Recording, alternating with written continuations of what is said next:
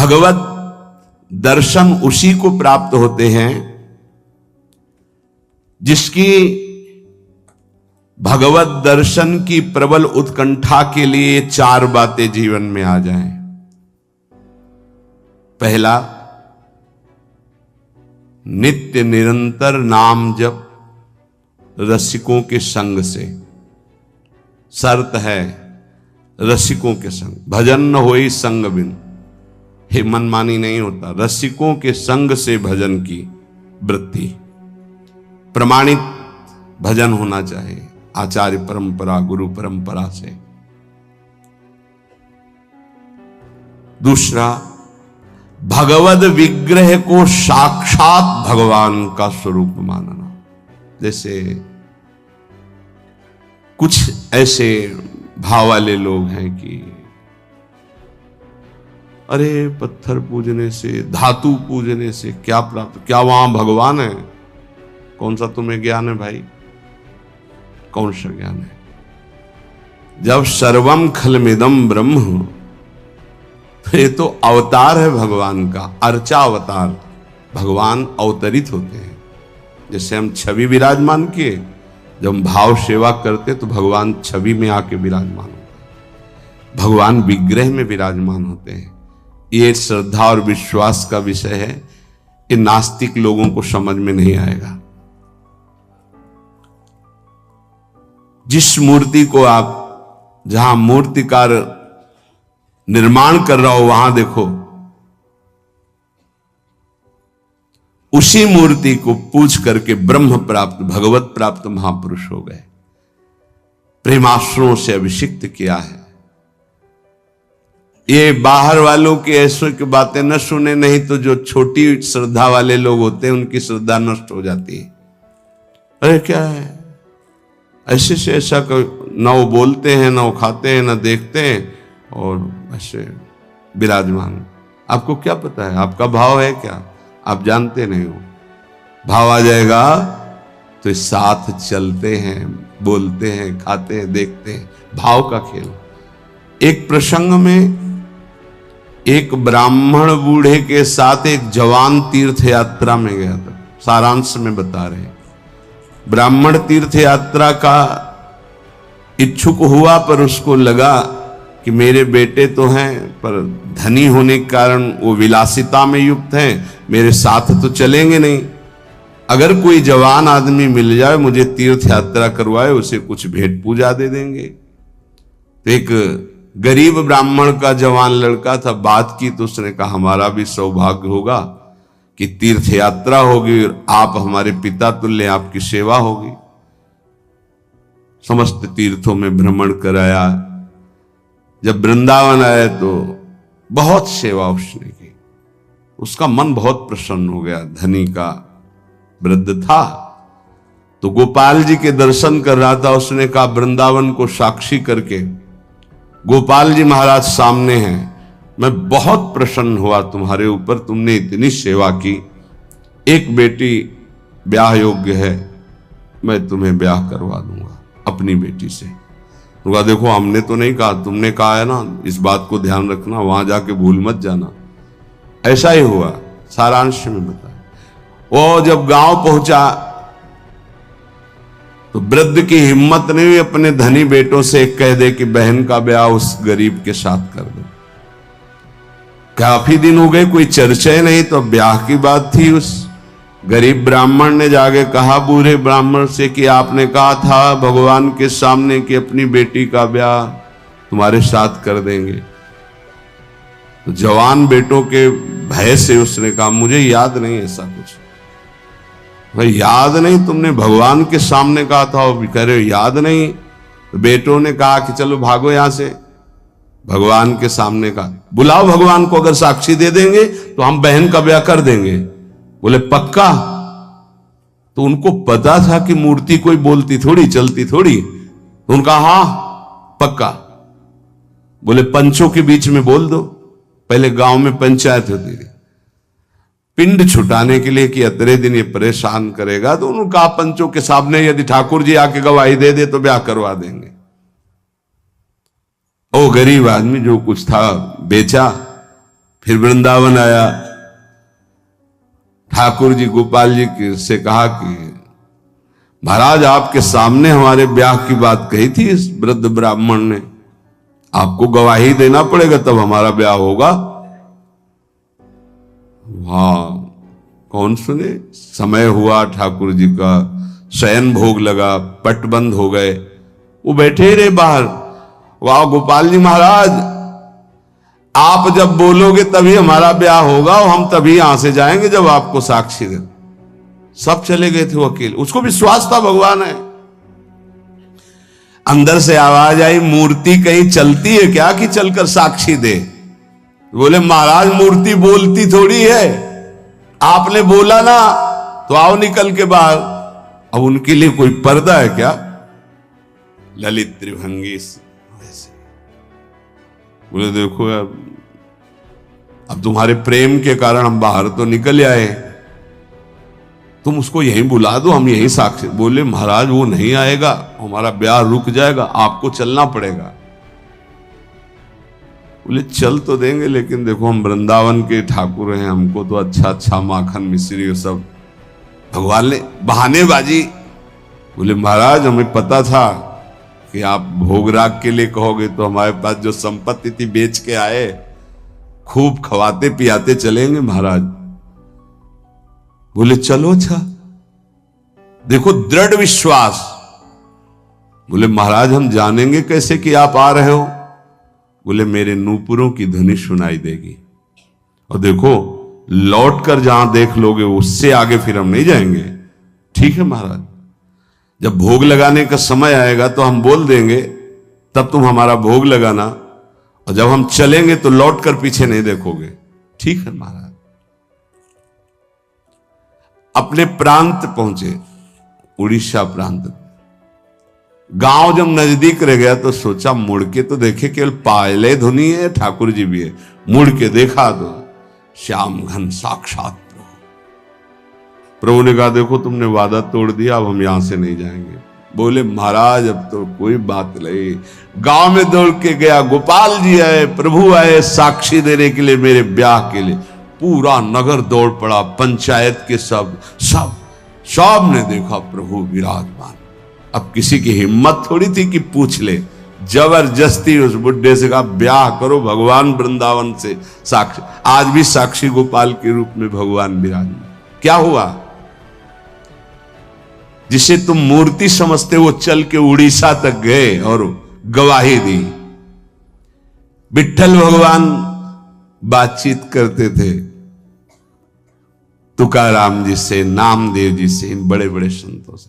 हरिवंश महाप्रभु, सेवक जी महाराज, बनचंद महाप्रभु तक बातचीत करते थे राधा वल्लभ लाल जी। प्रगट में एक बार मोहन चंद जी महाराज महाप्रभु के सबसे छोटे लाडले पुत्र थे। महाप्रभु राधा वल्लभ जी की सेवा परिचर्या में थे, तो एक पात्र कटोरा था राधा वल्लभ जी की सेवा का, उसमें चरण छू गया श्री मोहन चंद जी का। महाप्रभु ने एक शपथ मारी, प्रभु के पात्रों को ऐसे।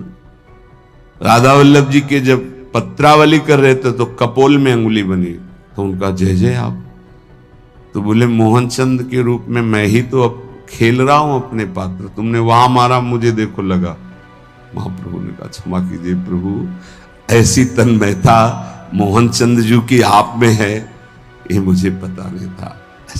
महाप्रभु से बात, स्वामी जी से, बिहारी देव जी से, बिहारी जी बात करते, आज भी महापुरुषों से प्रभु बात कर। ये केवल मूर्ति छवि का विषय नहीं होता। ये अज्ञानी जीव जो है ये केवल तर्क विवाद में फंसे रहते। श्रद्धा में तर्क विवाद नहीं होता। ये तर्क विवाद जहां होने लगे, ऐसी कोई वार्ता होने लगे, श्रद्धालु उपासक को बिल्कुल हट जाना चाहिए। भगवत दर्शन किसको प्राप्त होते हैं? पहला, जो रसिक महापुरुषों के गुरुदेव के अनुसार भजन करता, नाम जप, मंत्र जप। दूसरा, भगवद विग्रह को साक्षात प्रभु मान करके, कहो सो कहां जहां प्रभु नाही, जब सर्वत्र प्रभु है तब तो हमने प्रभु का श्री विग्रह, अर्चा विग्रह, ये अर्चा अवतार है भगवान का, इनको विराजमान किया, साक्षात मेरे प्रभु हैं। ये बाहरी दर्शन है। तीसरा, प्रभु को अर्पित किए हुए प्रसाद के अलावा अरुचि होना। कुछ भी ऐसा जो हम प्रभु को अर्पित नहीं कर सकते वो हम नहीं पा सकते। प्रभु को अर्पित ना की हुई चाहे अमृत पड़ी हुई वस्तु हमारी बिल्कुल श्रद्धा और रुचि नहीं। हमारे प्रियालाल ने नहीं पाया तो हम उसे चख नहीं सकते। ये भगवत प्राप्ति, भगवत दर्शन के लिए बहुत आवश्यक है। गुरु प्रदत्त भजन में आसक्ति, इष्ट के श्री विग्रह छवि में साक्षात भाव और इष्ट को अर्पित ना किए हुए वस्तु, वस्त्र, पदार्थ, भोगों में पूर्ण अरुचि। कई बार हमने ऐसे संतों को देखा जो अमनिया जैसे पा लीजिए, नहीं अमनिया है ना, हम अपने ठाकुर को भोग लगा के पाएंगे या आप अपनी श्री जी को भोग लगा दीजिए तो पालेंगे, अन्यथा नहीं। अमनिया नहीं, अमनिया माला, पत्र, पुष्प, सुगंधित कुछ भी नहीं। हमारा जीवन प्रसादी हो जाना चाहिए। ये बहुत ध्यान से अपनी दिनचर्या में देखिए कि कभी अमनिया मत पाइए। चौथा, सहनशील। ये बहुत आवश्यक है। बहुत सहनशील उपासक को होना चाहिए। जितना सहोगे उतनी भक्ति प्रकाशित होगी। सहत सहत बाढ़े भगति, गृह तनु गुरु हितगार। गुरुदेव को समर्पित जीवन और सहनशीलता, निश्चित भगवत दर्शन। चार बातों से निश्चित भगवत दर्शन हो जाता है। ये बहुत खास बात है जिसको धारण करना बहुत कठिन है, पर गुरु कृपा पात्र बहुत सरल ढंग से इसे निर्वाह कर ले जाता है। क्या? किसी से मतलब नहीं। इस मार्ग के उपासक किसी से मतलब नहीं। पहले तो कहा पीछे वाले में कि जो विषयी पुरुषों का समूह है उनके संग से भयभीत रहे, कभी संग न करे। अब आगे वाले में महान संगा नाम किसका ये स्वरूप होता है? बोले जो वह तो महताम श्री पद रजा, महापुरुषों की चरण रज से जिसका शरीर अभिषिक्त है और माथे पे जिसकी चरण रज विराजमान है, गुरुजनों की, संतों की, रसिकों की, वो महान संगानाम सहज मधुरात्म प्रिय कथा। वो निसंग ही नहीं, महान निसंगानाम, जागृत स्वप्न सुषुप्ति कभी भी कहीं भी उसका किसी से संबंध नहीं है, शरीर से भी नहीं। क्योंकि महान संगानाम तभी हो सकता है, शरीर से भी नहीं। यह ज्ञानी जीव जानते नहीं। कहते हैं शरीर तो यहां छूट जाता है, फिर गति किसकी होती है? भगवत प्राप्त। शरीर तो एक कपड़ा है, समझते नहीं हो। इसके नीचे एक कपड़ा है, सूक्ष्म शरीर, उसके नीचे एक है कारण शरीर। आप पहनने वाले हो, ये आपके कपड़े हैं। एक छूटता है सिर्फ स्थूल शरीर, सूक्ष्म शरीर और कारण शरीर को लेकर के बार बार जन्म मरण होता रहता है, कपड़े बदलते रहते हैं। और जो जीवन मुक्त हो गया तो तीनों शरीरों का संबंध खत्म और दिव्य चिन्मय चिदानंदमय शरीर को, भावदेह को प्राप्त करके चिन्मय धाम में, चिन्मय लीला में, चिन्मय प्रिया प्रीतम के समीप हो जाता है। वो महान संगानाम। साधक का स्वभाव ऊपरी बड़ा ही रुक्ष होना चाहिए। साधक का रुक्ष, सबको ये लगना चाहिए कि बड़ा बेरुखा आदमी है,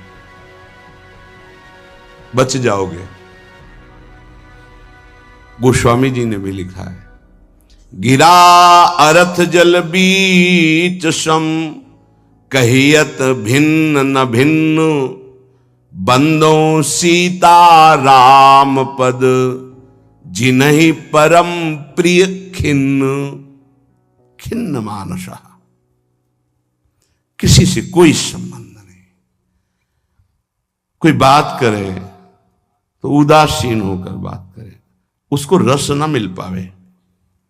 उसको प्रियता समझ में ना पावे। साधक की बात कह रहा हूं, आगे चल के तो सब जीवन शो प्रीति रीति निभात आपनी, वो स्थिति आ जाती है। पर साधक को चाहिए वो अपना बाहरी स्वभाव उदासीन रखे, खिन्न रखे। ये हर समय भाव चढ़ा के बात करते हैं, इनका तो कोई प्रेमवादी से लगना चाहिए। मुस्कुरा करके बात करना, ये आगे चलकर आता है। हंसी बोले बहुमान दे, बहुमान किसको दे रहा? आराध्य देव को। वो हंस किससे रहा? आराध्य देव से। साधक की हर समय स्थिति ऐसी नहीं होती, इसलिए उदासीन अति रही गोसाई। पूज्य श्री गोस्वामी जी महाराज कहते हैं साधक को उदासीन रहना चाहिए, बाहर से गंभीर, हंसी मजाक बातचीत गंभीर। सत्य बात तुम्हें बता दे, स्वीकार करो ना स्वीकार करो, आगे चलते। उदासीनता, गंभीरता, खिन्नता ये साधक के स्वभाव में होनी चाहिए। बहुत मिलनुआ स्वभाव, हंसकर बात करना, ये आगे चलकर, अभी नहीं। उसको दबाओ उस वृत्ति को। बगल से कोई निकल गया, आपको राधे श्याम कहने की स्मृति उससे नहीं आनी चाहिए। कौन निकला आपको पता नहीं। दर्शन कर रहे हैं, कभी कभी यह भी पता नहीं चलता कि प्रभु पोशाक कौन धारण किए। अगर नेत्र में नेत्र मिले तो 1 घंटा दर्शन हुआ तो केवल नेत्रों का ही दर्शन हुआ। पत्रावली कपोल में कैसी बनी ये भी याद नहीं रहा। ऐसी होती एकाग्रता। सत्संग सुनने गए तो सिर्फ वक्ता की मुखाकृति और वचन, आप बैठे आसपास आपके कौन बैठे आपको कोई परिचय नहीं। ऐसी महानिसंगता उपासक को चाहिए। ये कब आती है? जैसे जड़ भरत जी रहुगण को कहा कि महापुरुषों की चरण रज से अभिषिक्त होने पर ही ये ब्रह्मबोध होता है। प्रहलाद जी ने कहा निष्किंचना नाम न वृणीत यावत, जब तक निष्किंचन महापुरुषों की चरण रज नहीं लगेगी तब तक ऐसी निष्ठा नहीं होती जैसी मेरी है। शिरो में शोल्लासम बहत महताम सी पद रजा, ये महत पद रज कहां मिलेगी? हर कण वृंदावन का ये महापुरुषों की चरण रज, प्रियाजू की चरण रज महापुरुषों के आंसुओं से भींगा हुआ है। जहां की भी रज मिले उसे अपने धरोहर के रूप में, संपत्ति के रूप में, जैसे बहुत बड़ी क्या धरोहर, ये प्रिया प्रीतम की संपत्ति, प्रेम संपत्ति प्रदान करने वाली, इसे आप लगाओगे तो आप सुरक्षित हो जाओगे। ये कवच है। कई बार शास्त्रों बारे चर्चा हुई है, पर बड़े भाग्यशाली साधक उपासक उपासिका होंगी जो इस बात को स्वीकार किए हैं कि रोज स्नान के बाद शरीर में रज लगाते हैं। ना करते हो तो फिर सुन लो, तुम्हारे हृदय को ये विकार तब तक जलाएंगे जब तक प्रेम रस के योग्य नहीं हो जाएगा। उस जलन को सहने के लिए ये सद्यो वशीकरण चूर्ण मनंत शक्तिम तम राधिका चरण रेणु मनुष्मरामी, ये श्री जी की चरण रज है जो आपको संभालेगी, कवच का काम करेगी। आपके शरीर में चरण रज लगी रहनी चाहिए। बिल्कुल मान लीजिए, अगर ये मान लोगे तो बहुत बड़ी वस्तु आपको प्राप्त होगी। शरीर में वृंदावन की रज लगी है, शरीर छूट जाए तो भगवत प्राप्ति हो जाएगी। मान लीजिए, बहुत बड़ी बात है। धन्य है वो उपासक जो रजोप सेवी है, रज लगाते हैं। एक ब्रजवासी आए, उन्होंने प्रश्न किया कि आपके जुगल उपासना में तो काली बिंदी लगती है, आप क्यों नहीं लगाते हैं? श्री कहते हैं उसे, काली बिंदी और सिंदूर की बिंदी। पूज्य श्री सदगुरुदेव भगवान ने आदेश किया, त्रिपुंड लगाते थे जब शरणागति का, कि हम आचार्य आज्ञा से चलते हैं। आचार्य ने पत्र में लिखा था, वृंदावन रजोप सेवी जोरी सुमिरन बाचनो, वृंदावन नित्य विहार चंदन लेनो। तो रजोप सेवी जोरी है तो रज का तिलक है, और बिहार चंदन जो प्रसादी है वो ये लगा है। बस वो कोई वृंदावन की वस्तु नहीं है जो काली टिक्की है। ये वृंदावन की रज और वृंदावनेश्वरी का प्रसादी चंदन, इसके सिवा तो ब्रह्मा जी भी आकर कहें तो हमारी समझ में नहीं आएगा, क्योंकि गुरु के वाक्य के आगे किसी का नहीं। वृंदावन रजरानी, वृंदावन वृंदावनेश्वरी, इनमें हमारी अनन्य आसक्ति हो जाए। जो लगाते हैं उनको प्रणाम है, पर हमारी गुरु आज्ञा है। आचार्य श्री हितजू महाराज, वृंदावन रजोप सेवी हरिवंश जोरी सुमिरन बाचनो, वृंदावन नित्य विहार चंदन लेनो, आज्ञा है, उसी का पालन है। अगर महापुरुषों की चरण रज लग रही है तो महानिशंगा नाम मान लीजिए, बार बार इसलिए कह रहे मान लीजिए। आप में सामर्थ्य नहीं कि आप असंग हो सके, महानिशंगा नाम तो बहुत बड़ी बात है। वो कहीं आसक्त नहीं, स्वभाव में, ना सूक्ष्म शरीर में, ना स्थूल शरीर में, और ना बाहरी व्यवहार में। वो अपने स्वरूप में स्थित महापुरुष है, वही महानिशंगा नाम होता है। फिर क्या बोले? सहज मधुरात्म प्रिय कथा, अपनी प्यारी जी और प्यारे जी की कथा सुनते ही उसकी दशा बदल जाती है। प्रसंगानाम प्रेमोत्पुलक गलदस्रा कुलगिराम, अश्रु प्रवाह हो रहा है, पुलकित तन हो रहा है, गदगद कंठ हो रहा है। ये सहज मधुरात्म, सहज मधुर रस प्रदान करने वाली प्रीतम की चर्चा सुनते ही, पद गाते ही दशा बदल गई। कैसे हुआ? बोले महापुरुषों की चरण रज का प्रभाव। अपारे श्री वृंदावन रस महाब्धो विहरताम, इस महाप्रेम रस के अपार समुद्र में विहरण करने वाली जो जुगल जोरी विहार करने वाली श्री श्यामा श्याम है, इनके प्रेम में जो उल्लसित है, उनकी चरण रज सदैव मेरे माथे पे लगी रहे। तो सदा राधा कृष्ण प्रणय पुलकासुद गम भृतः,